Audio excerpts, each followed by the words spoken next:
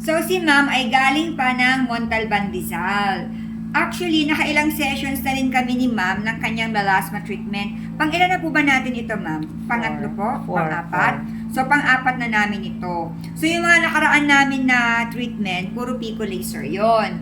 Ngayon naman, kami ay nagda-diamond peeling with glycolic acid peeling. Kasi guys, sa totoo lang, wala namang single procedure ang paggagamot ng PECA. So, kailangan ito ay combination ng iba't ibang klaseng treatment procedure.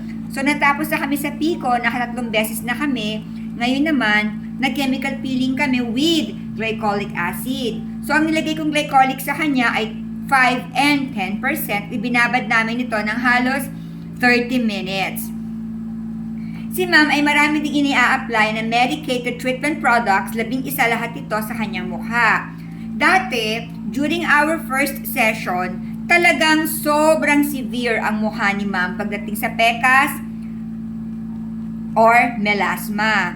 Ngayon, kahit papano, naglighten na ang kanyang melasma. At hindi lang yung melasma actually yung buong mukha ni ma'am ang naglighten. At saka kasi naman, ang PICO, hindi lang siya panggamot ng PECAS. Ito ay anti-aging din. So, yung mga ibang wrinkles ni ma'am, medyo bumabaw na yon. And the same goes with glycolic acid peeling and diamond peel na ginagawa ko sa kanya. Napakaganda ng procedure na ito. Whitening, tightening din siya ng skin, and nakakapagpawala din ito ng pores or nag-i-even out ang skin, kaya ang feeling mo, nawawala ang pores ng skin. So, sa mga may problema sa inyo tungkol sa melasma, well, alam nyo na kung saan nyo kami dapat kontakin. Dito lamang sa page na ito kung saan nyo napapanood ang video namin. Or, you can text or call us at 0925-853-4636.